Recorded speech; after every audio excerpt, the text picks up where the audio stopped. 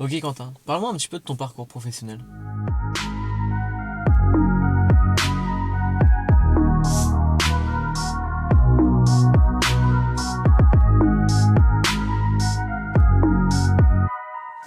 Bien, vous l'aurez compris, aujourd'hui nous allons parler de nos expériences professionnelles, de notre vécu, de la sortie de l'école, De notre parcours. de notre parcours, de la sortie de l'école jusqu'à aujourd'hui auto-entrepreneur et des créateurs d'une entreprise, co-créateurs d'une entreprise. Vous allez voir un petit peu, enfin on va vous parler un petit peu de ce qu'on aura vécu, de nos expériences, des leçons qu'on a appris et comment on s'en sert, et aussi de notre vision professionnelle, de comment on se voit peut-être dans 10 ans, dans comment on voudrait organiser l'entreprise, etc. Enfin, vous parler un petit peu de notre vision, tout ça dans le podcast et dans la discussion qu'on va avoir incessamment sous peu. Voilà. Tout de suite même. Tout de suite même. Donc, vous allez pouvoir nous suivre pendant 30, 20, 30 minutes à peu près. On ne sait pas encore, on est juste en train de l'enregistrer. N'oubliez pas de vous abonner, de mettre un petit like, de nous mettre un petit commentaire si jamais vous voulez plus de contenu comme ça. N'hésitez pas à rebondir dans les commentaires si jamais il y a des sujets qui vous intéressent et que vous aimeriez qu'on creuse. Et puis, let's go. Donc, je réitère ma question, Quentin. Parle-moi un petit peu de ton parcours professionnel. Concernant mon parcours professionnel, il est assez simple et efficace, étant donné mon jeune âge. Bon, j'ai 23 ans. Je suis sorti de l'école à peu près 18 ans, un petit peu, dire comme la majorité. Après le bac, on va qu'un petit peu à nos occupations ou alors à nos études auxquelles on est prédestiné ou auxquelles on a choisi. Il faut savoir qu'à partir du moment où j'ai quitté le lycée avec le bac en poche, j'ai décidé d'aller à l'université et en ayant quand même toujours cet emploi du temps scolaire, j'ai eu l'opportunité aussi de passer mon BAFA. Donc j'ai passé mon diplôme, bon, ça a duré sur 2 sessions, donc à peu près sur 2 semaines. Et donc j'ai décidé de rentrer un petit peu dans le monde professionnel par cette voie-là, c'est-à-dire de travailler uniquement sur les périodes de vacances scolaires, non seulement pour me faire un peu de sous, et pour aussi avoir déjà ce contact avec le monde pro, avoir toute cette hiérarchie, ou le fait que tu es un boss, que tu es des gens auxquels tu dois bien te présenter, avoir ce respect de la hiérarchie, etc. Donc j'ai pu travailler avec différentes personnes. Donc voilà, ça m'a valu un petit peu d'expérience dans le domaine. J'ai fait ça peut-être sur 2, 3 années. J'ai apprécié. Après ça, voilà, j'ai décidé de pas d'arrêter l'école, mais de faire un apprentissage et d'avoir justement ce parcours scolaire et aussi monde professionnel qui permet une meilleure insertion, à mon humble avis, meilleure insertion dans le monde professionnel, puisque tu as le diplôme pardon, et l'expérience. Donc à la suite de quoi, une fois le diplôme en poche de BPGEPS et de coach sportif, je suis rentré dans une salle, pas à temps plein mais en temps partiel, dans une salle de sport où j'avais un 17 heures, quelque chose comme ça. Et j'ai pu avoir un complément avec une deuxième salle, avec un concept tout différent. Mais bon, ça m'a valu d'avoir entre guillemets 2 patrons. Ouais. Toujours ce statut d'employé, de salarié. Et après, bah, les gens, je pense qu'ils feront le lien assez rapidement. Si jamais on en a déjà parlé, je t'ai rejoint dans une salle de sport dans laquelle tu travaillais et dans laquelle je travaille toujours pour l'instant. Donc j'ai un peu cette casquette d'entrepreneur, de créateur, co-créateur d'entreprise et aussi salarié. Donc j'ai plusieurs statuts là actuellement. Donc je compte bien faire le ménage dans les prochains jours, dans les prochaines semaines, voire prochains mois, pour être un peu plus carré. Donc voilà, je suis tranquillement en train de faire pas ma reconversion, mais si on peut dire ça comme ça, d'un point de vue statut, je quitte mon statut de salarié employé pour être mon propre patron, créateur d'entreprise, co-créateur d'entreprise, et voilà, profession libérale, créateur d'entreprise, tout ça. Donc Ok. voilà, c'est assez compliqué, et on verra après comment est-ce qu'on gère un petit peu ce statut-là, étant donné que c'est un peu nouveau pour nous, et comment on souhaite se débrouiller. Mais avant ça, je te laisse expliquer, toi, quel a été ton parcours et ton expérience professionnelle. Ouais. Alors moi du coup je sors d'un bac littéraire Mhm. que j'ai doublé. À la suite de ça j'ai directement arrêté l'école. J'ai pas fait de cursus universitaire. Euh, En fait, à cette époque-là, j'avais une copine et on a décidé de s'installer, de prendre un appartement ensemble. Mhm. Sauf que deux universitaires qui prennent un appartement ensemble, financièrement, c'est compliqué. Donc j'ai décidé de travailler. Normal. Donc en fait, j'avais fait une saison. J'avais fait une saison genre juillet-août à Lidl, tu vois. En tant que. Je sais plus comment. Équipier polyvalent, un truc. Tu sais, le poste qui veut tout et rien dire. La mise en rayon, tout Ouais, ça, c'est non? ça, mise en rayon, rangement, etc. Bref, caisse, etc. Et donc du coup, on a pris notre appart à la même époque. Enfin bref, j'avais une voiture qui avait lâché, obligé de sortir des frais, etc. J'ai quitté staff, enfin j'ai arrêté staff, c'était un CDD pour en retrouver un autre à Super U, je crois. Ça a duré 2 mois, 2 ou 3 mois, je crois. Et ensuite, j'ai trouvé un poste à Ikea. Et ça a duré un peu plus longtemps, ça a duré genre 6 mois. Mais ouais, c'était le genre de métier où. Le genre de taf où tu fais ça juste pour payer ta facture, quoi. Genre, Mhm. t'as pris un appart, bah t'assumes. Et du coup, bah tu bosses.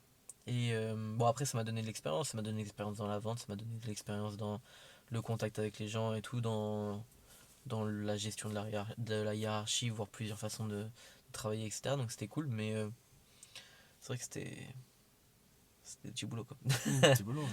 À la suite de ça, donc en contrepartie, enfin à côté, j'ai essayé de passer le BPGEPS, donc j'ai passé 2 fois les TEP, 2 fois où je sortais. Enfin, la première fois, je me suis foiré parce que j'étais naze. La deuxième fois, je sortais de blessure. Et là, du coup, quand j'ai arrêté Ikea, je me suis dit, vas-y, je me laisse un an pour, avant de rattaquer les TEP, donc les tests d'entrée préalable. Et pendant un an, je me suis occupé d'une école de foot. Donc j'étais responsable de l'école de foot dans un club. Et à côté, je faisais du périscolaire. Donc des petites rentrées d'argent, à côté je pouvais m'entraîner, j'avais du temps, top, tu vois. Donc du coup je me suis entraîné. Et à la fin de cette année, ils savaient que j'ai été là que pour un an. À la fin de cette année-là, donc j'ai passé les tests d'entrée au BPGEPS. Et donc je suis rentré en BPGEPS. Donc du coup, pour entrer en BPGEPS, je suis entré en tant qu'apprenti. Apprenti dans la salle dans laquelle on s'est rejoint, donc si tu as trouvé sur mer. Et, je l'ai quitté il y a un peu plus de six 6 mois, mois. ouais, ça va faire Un 6 peu mois. plus de 6 mois. Et maintenant, et actuellement, donc je suis auto-entrepreneur. Donc je fais mon truc de mon côté et en même temps co-créateur d'entreprise avec toi. Donc voilà. Voilà pour le parcours professionnel. Maintenant, il faut savoir que, je ne sais pas de ton côté comment c'est, mais c'est vrai que la création d'entreprise, c'est administrativement une charge C'est le bordel. mentale. Euh, il y a pas mal de choses qui sont en considération parce qu'il y a le fait de créer ce statut. Donc, comme tu es auto-entrepreneur, c'est toi qui le fais. En fait, après, tu vois, dans la création d'entreprise, auto-entrepreneur, c'est trop facile. Ouais. Genre, tu vas sur URSAF, tu remplis un formulaire, hop, c'est bon. A contrario, moi, c'est un peu plus compliqué Bah, parce toi, que du coup, t'es passé en profession moi, libérale. je suis en profession libérale, donc j'ai une comptabilité, j'ai un compte professionnel, euh, j'ai pas mal de choses. Après, on est tous reliés un petit peu à l'URSSAF aussi en Mm. tant qu'indépendant. Il y a des cotisations à payer, il y a pas mal de paperasse, il y a tout ce qui est impôt professionnel. Il y a pas mal de choses qui nous retombent dessus et auxquelles on fait de la découverte. Moi, j'ai un peu, on va dire, la chance d'avoir ma comptable qui permet aussi de m'aider à répondre à pas mal des questions que je peux avoir dans un instant T. Après, c'est vrai que c'est pas forcément évident pour moi parce que j'ai pas énormément de personnes dans mon entourage qui a pu entreprendre, que ce soit mes parents, que ce soit euh, des grands-parents ou de la famille, tantes, oncles et cousines, etc. J'ai personne dans mon entourage qui a décidé de monter un business ou de créer sa propre entreprise. Donc difficile d'avoir une épaule ou d'avoir quelqu'un dans son entourage qui peut potentiellement te conseiller à te dire attention à ça, moi je suis passé par là, ça a été compliqué, fais plutôt comme ça, ce sera plus rapide, t'économiseras de l'argent parce que si, parce que ça. Donc c'est vrai qu'on se fait un petit peu tout seul, on essaie de se renseigner comme on peut, si c'est pas forcément auprès de nos collègues collègues coachs hein, qui peuvent aussi être auto-entrepreneurs, bah forcément après on essaie de se renseigner au mieux, soit en se déplaçant ou soit en appelant par exemple directement l'URSSAF ou des choses comme ça, des organismes ou des associations qui peuvent très bien aider les indépendants à entreprendre. Donc voilà, c'est assez compliqué je pense administrativement, mais une fois qu'on a les filons, ça se fait assez naturellement après. Mais je pense qu'on n'est pas à l'abri de nouvelles surprises dans les prochaines années, je pense. Donc on verra bien. Maintenant, on est en pleine création d'entreprise aussi, donc ça nécessite encore une fois de l'information et ne pas faire les choses n'importe comment. Donc c'est là où aussi on prend le temps de faire les choses et puis on verra comment ça se passe à l'avenir. Et du coup, pourquoi le passage du salariat à l'entrepreneuriat? Non seulement pour une question de statut, de valeur, d'objectifs. Je pense que on a suffisamment mûri notre projet pour le créer ensemble et je pense à partir de maintenant. On n'a pas besoin d'un boss ou étant donné que c'est un objectif ou du moins un objectif et un projet qui nous tient à cœur déjà depuis quelques années. On l'a mûri, on l'a développé, il est actuellement ce qu'il est et il sera potentiellement peut-être amené à se développer et à s'améliorer dans les années qui suivent. Maintenant, on a décidé justement d'y consacrer du temps et de l'argent. C'est pas forcément pour se dire bah, on va confier ce projet-là à quelqu'un et puis on gardera nos statuts de salarié parce que on aime ce statut-là et cette sécurité de l'emploi. Certes, c'est un risque que l'on prend aussi en quittant une sécurité financière, par exemple en tant que CDI avec un salaire fixe. Mais voilà, faut savoir prendre des risques pour pouvoir gagner plus aussi, entre guillemets, et puis aussi s'épanouir pleinement dans un projet qui nous tient à cœur. Et voilà, c'est comme une citation qui disait si tu aimes ce que tu fais, tu n'auras jamais l'impression de travailler. Mm. Donc nous, en l'occurrence, si on souhaite travailler avec des athlètes, euh, c'est pas forcément que sur l'aspect financier, c'est parce que pourquoi? Parce qu'on aime travailler avec les athlètes, on aime la préparation physique, on aime le football, donc donc voilà, ça paraît évident de travailler sur quelque chose qu'on aime et travailler avec des athlètes qui aiment et qui ont cette passion aussi du football. Donc voilà, pourquoi ce statut d'entrepreneur? C'est d'avoir la main sur le développement de notre projet en lui-même. Donc voilà, ça va nécessiter pas mal de démarches, pas mal de temps encore une fois, un investissement financier. Et voilà, il y a pas mal de choses qui rentrent en considération dans la création d'entreprise. Mais voilà, il faut aussi savoir s'entourer de bonnes personnes. Et puis si vous n'avez pas les contacts suffisants, il ne faut pas hésiter à aller sur Internet. Il y a des associations qui peuvent très bien vous aider, des organismes qui peuvent vous aider à entreprendre, répondre à vos questions. J'ai pas de... L'exemple. J'ai pas d'exemple là en tête qui me vient dans l'immédiat, mais se renseigner, c'est la meilleure des choses, c'est le meilleur des moyens de y arriver et de progresser. Moi, j'y suis passé par là, donc j'ai pas hésité à poser des questions quand j'en avais, je suis pas resté avec mes interrogations, et j'en suis là où j'en suis aujourd'hui, c'est-à-dire à développer mon statut d'indépendant progressivement. Après, tout dépend de votre investissement, vous y arriverez, c'est sûr et certain, si vous avez les encouragements qui suivent et si vous avez toutes les informations entre vos mains. Je sais pas si tu as quelque chose à rajouter sur l'entrepreneuriat, sur toi, ce qui t'a poussé à entreprendre plus qu'à rester en tant que salarié ou employé. Bah, ce que j'ai beaucoup vu et, et ce qui ressort pas mal de l'expérience que je me suis fait en tant que salarié, c'est qu'on a très très peu de reconnaissance sur le travail et sur le travail qu'on fait et sur l'énergie qu'on donne Mm.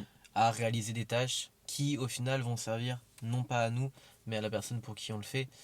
Et au lieu de nous remercier, de nous pousser vers le haut, de nous accompagner, de nous développer, etc., on a souvent tendance, enfin je parle pas pour tout le monde, mais d'expérience, les personnes pour qui j'ai travaillé avaient surtout tendance à ne voir que leur profit, leurs bénéfices, et, euh, et les autres on s'en fout quoi.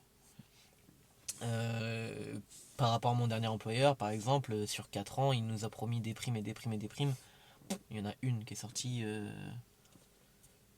y en a une qui est sortie quoi. En 4 ans, c'était pas possible de demander une augmentation de salaire parce que c'était pas le bon moment ou parce que sinon ton salaire allait être plus élevé que enfin, bref, c'était manque de reconnaissance, manque de considération.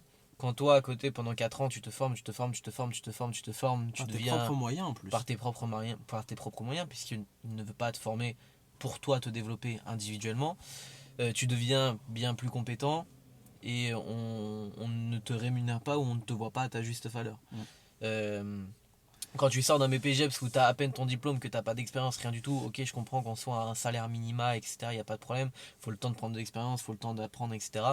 Mais quand au bout de 4 ans, tu as passé 16 formations, que tu as de l'expérience, que tu as aidé des centaines et des centaines de personnes à aller mieux, à être en meilleure santé, que tu fais tourner la boîte quasiment tout seul, puisqu'il y a beaucoup de moments où j'étais seul, on attend un petit peu de reconnaissance. Et c'est vrai que ça, c'est des trucs qu'on fait que bah je suis là où j'en suis aujourd'hui, que je suis entrepreneur et que je me démerde par moi-même. Si je suis content de ce que je fais, c'est le principal. Si je suis pas content, bah je travaille dessus.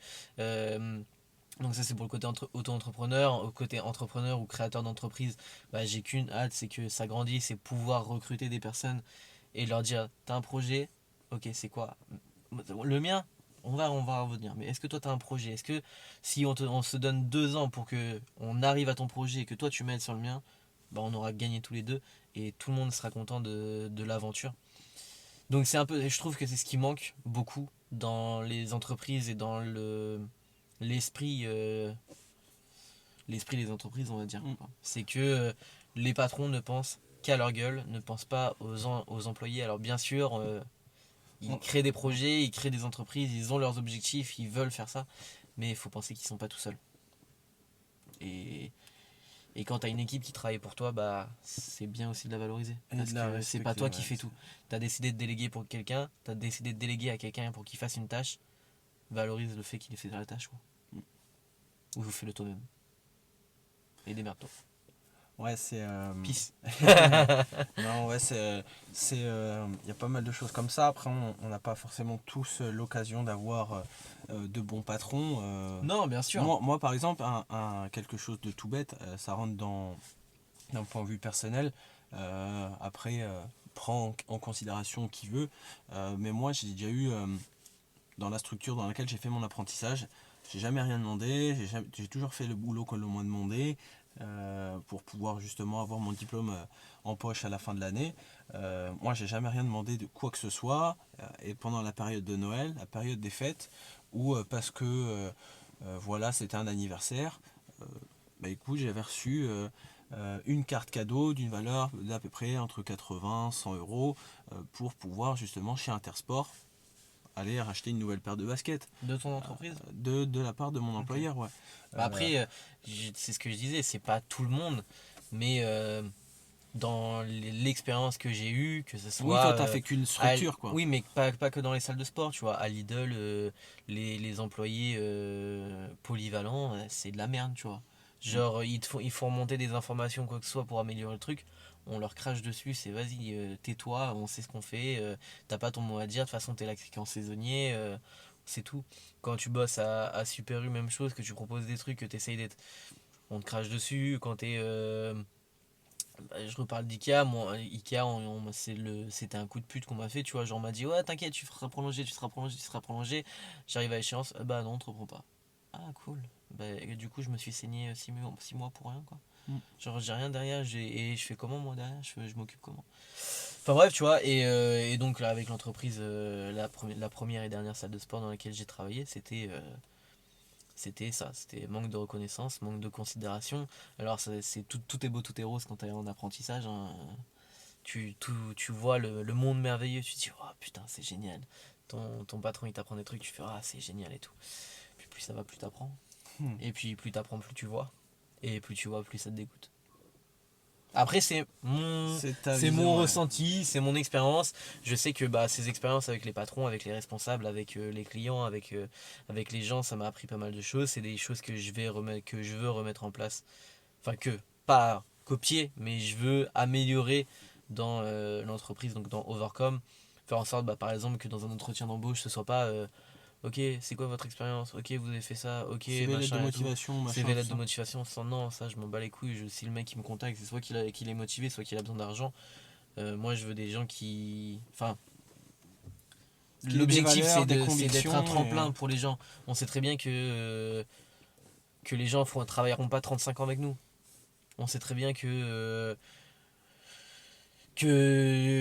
enfin voilà, qui finiront pas leur vie, leur carrière et leur vie avec nous, qui vont forcément avoir des envies d'ailleurs, des envies de grandir, c'est humain, c'est normal, et le but c'est d'offrir ça, cette possibilité aux gens de grandir avec nous, qu'on se donne, que ce soit donnant-donnant de chaque côté, et puis de se dire, bon, bah, on sait qu'il y a une fin, salut, et puis bah écoute, j'espère que ça t'a plu de travailler avec nous, j'espère que ton projet va bien se passer, et donne-nous des nouvelles, quoi, et basta. Et puis bah c'est la fin d'une histoire, c'est le début d'une autre, et etc. Et si chaque personne peut apporter sa petite pierre à l'édifice dans Overcome pour que nous on grandisse et pour que nous on puisse les emmener là où ils veulent sur leur chemin, c'est bénéf. C'est bénéf. Et pour moi, c'est ça l'image d'un entrepreneur ou d'un boss entre guillemets, c'est d'être leader. C'est pas juste de donner les consignes et vas-y fais les consignes. C'est ok, tiens, je vais te montrer, viens, je t'accompagne, ok, comment je peux t'aider, où est-ce que je peux t'emmener, etc. Et puis on va dans les deux sens, et c'est top. Parce qu'il y a aussi ça, c'est que quand t'es salarié, bah, c'est toujours dans le sens de ton patron. Parce que si c'est pas dans le sens de ton patron, il te paye pas. Ou il te vire. Tu vois. Donc, C'est ça la différence, ouais, entre un chef et un leader. Le chef donne des instructions et ne fait c'est rien, ça. et un leader c'est fait et montre la voie. Et c'est ouais, c'est un peu les valeurs Que l'on prône, quoi. que l'on prône, qu'on reflète Mm. et qu'on veut mettre rapidement en place à partir du moment où on en aura l'occasion. Donc c'est vrai que nous on a pu voir des choses en tant qu'employé qu'on ne veut pas Qu'on ne peut pas euh, retransférer sur notre entreprise. voilà, subir ou retranscrire sur notre entreprise et nos futurs employés. Donc voilà, c'est voilà nos Futur valeurs, employé ou voilà, collaborateur, aux ça dépend. collaborateurs. Ouais, collab. Enfin, bref, on n'est pas fermé. Après, c'est que le début d'une histoire.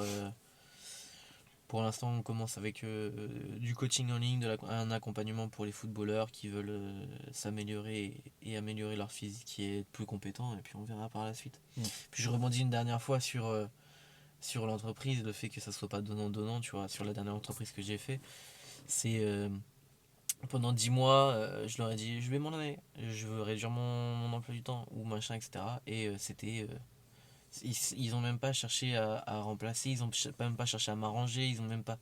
C'était ouais, mais tu nous fous dans la merde. Mais en fait, ça fait 10 mois que t'es au courant que je vais m'en aller. Donc à un moment. Bref. Je vais arrêter de ressasser parce que il y a des oreilles qui sifflent. C'est fini. Ouais. Et puis voilà, pour moi aussi, Mais bientôt ça le sera. Donc, c'est ça, c'est des expériences où tu te dis, au début tu te dis ouais, tout est beau, tout est rose. Et après, tu penses que, comme dirait Kian Kojandi, tu penses que c'est des bons gens, mais en fait c'est pas des bons gens. T'as pas la rêve. j'ai pas vu la vidéo, je connais Kian Kojandi. Non, enfin voilà. Après, ouais, c'est des valeurs. Enfin, avec l'expérience, et avec tout ce que tu peux tirer du salariat, du fait d'être. De travailler pour quelqu'un, et à côté développer tes projets, tu prends certaines valeurs, tu les développes, tu vois, tu as une certaine vision qui se définit, etc. Après, tout le monde ne veut pas être entrepreneur, tout le monde ne veut pas être salarié, il faut tout dans un monde, bien évidemment. Nous, on a choisi d'entreprendre pour pouvoir faire ce qui nous plaît, faire ce qu'on a envie, bouger, être libre, avoir cette liberté de faire tout en prenant des risques. Parce que entreprendre, c'est un risque. C'est pas être assis, comme tu disais tout à l'heure, avoir son poste, bosser 30 ans dans la même boîte et être sûr d'avoir son salaire. Il y a des mois où il y aura zéro sur le compte, il y a des mois où ça va exploser, il y a des mois où tu vas bosser 100 heures par semaine, il y a des mois tu vas bosser 3 heures par semaine. C'est la vie d'entrepreneur qui est aléatoire et qui fait que derrière. Ça t'oblige à travailler, à te mettre un coup de pied aux fesses Exactement. de manière permanente. C'est ça, entreprendre, c'est vraiment dans tous les sens du terme qui existent. C'est entreprendre, c'est créer, c'est toi faire tes choses, c'est entreprendre dans le sens où tu prends les choses en main Mm. et ça. Ouais, c'est vraiment ce mot-là pour le coup C'est est très toi bien qui choisi, gères. quoi. C'est que si ton entreprise se casse la gueule, c'est de ta faute. Oui, voilà, c'est C'est ça tout. en plus. C'est tout. Donc voilà, dans tous les cas, l'idéal, c'est vraiment de bien s'entourer et potentiellement, avant de faire le changement, c'est déjà de se renseigner, de voir quelles sont vos possibilités, quelles sont les choses qui existent, quelle démarche ça nécessite.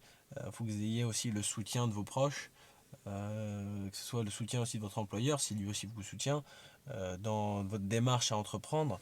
Mais voilà, Et après, ça peut aussi être tout l'inverse. Ça peut être un ras-le-bol, claquer la porte, partir sans aucune sécurité, partir sans aucun plan et quoi que ce soit. Et puis juste se démerder, faire ce qu'on aime. Et puis développer ce qu'on aime. Et puis au fur et à mesure, ça prend un peu plus.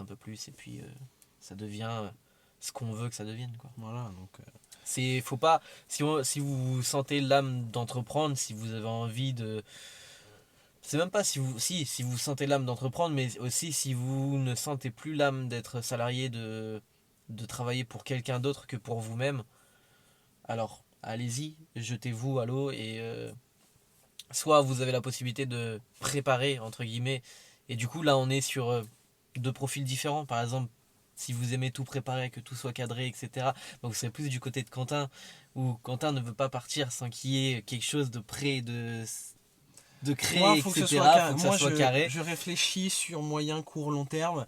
Et puis sinon, si c'est sur un coup de tête, ce sera plus Ce sera du plus comme moi. Gaëtan, du jour au lendemain, où allez, basta, je fais mon truc. Et puis voilà. Et c'est pour ça qu'on a deux profils complètement identiques Différent. et différents à la fois. C'est-à-dire que au final, on va arriver sur la même finalité, mais on n'a pas eu le même processus. Exactement. C'est pour ça qu'il y a différents chemins qui existent. Mais choisissez le vôtre, c'est le plus important. Et puis voilà, de toute manière, Et advienne que pourra, quoi. n'oubliez pas que vous êtes libre de vos choix, de vos actions, de vos pensées, de ce que vous allez faire de votre vie, de vos relations. Vous êtes libre de tout ça et vous n'avez pas à subir les pensées ou les croyances ou les valeurs de quelqu'un d'autre si ce n'est pas les vôtres. Si ce ne sont pas les vôtres, Faut y et arriver. si, ouais, bien sûr, c'est la fin de la vidéo, donc ça commence à bugger un peu. Et si vous sentez enfermé dans quelque chose qui ne Vous prône correspond pas pas. vos mêmes valeurs et qui ne vous correspond pas, rien ne vous empêche de claquer la porte, hein. Vous n'êtes pas marié avec votre employeur, vous n'êtes pas marié avec vos collègues, à part si vous bossez avec votre femme ou votre mari ou votre conjoint Ouais, ou voilà, autre. ça peut être ça. Voilà. Mais vous êtes libre. Donc faites ce que vous voulez de cette vie. On parle de l'aspect professionnel, mais privé aussi. Donc faites ce que vous voulez de cette vie, faites ce que vous voulez de votre job. Si vous voulez bouger, tout claquer, faire un tour du monde, partir bosser ailleurs ou quoi que ce soit, allez-y, vous êtes libre de le faire. Après, Ne vivez pas advienne que pourra. ne vivez pas que cette culpabilité de ne pas avoir agi. Et comme le dit très Mm. bien Big Flo Oli, il vaut mieux vivre avec des remords qu'avec des regrets. Ouais, Sur cette exactement. phrase qu'on termine. Ouais, on va terminer là-dessus. Big up, Big Flow. Big up, hein. Donc non, c'est une belle phrase, mais c'est la morale, je pense, de cette vidéo. C'est n'hésitez pas à entreprendre, prendre des risques. C'est le risque, c'est un risque d'entreprendre. Mais je pense que si vous êtes à 100% dans votre projet et que vous avez les idées claires et que vous êtes accompagné, il n'y a aucun risque que votre projet échoue, bien au contraire.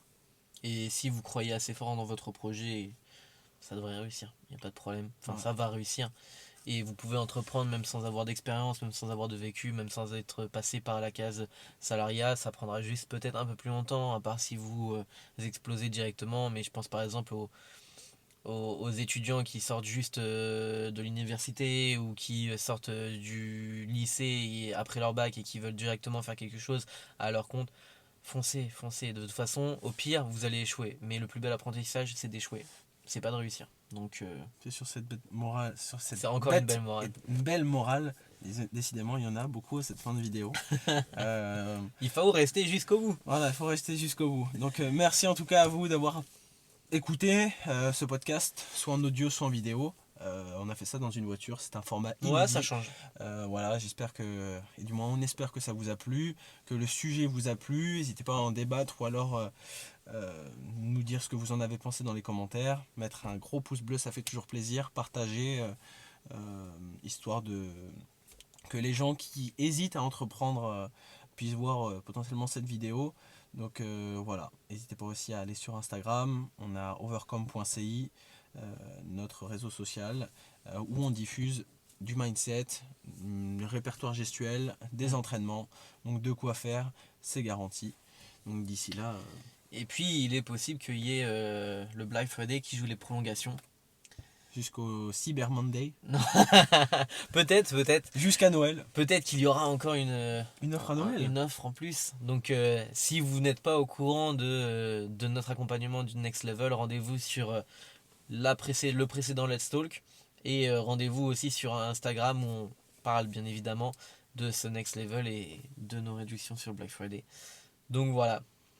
On vous laisse là-dessus. La semaine prochaine, donc Overcome Training. La semaine d'après, on se revoit pour un Let's Talk en voiture ou pas. Ou pas, on verra. On verra, Inch'Allah. Allez, ciao tout le monde. Ciao, ciao. Combien de fois la fin du monde nous a frôlés. Alors on vit chaque jour comme le dernier.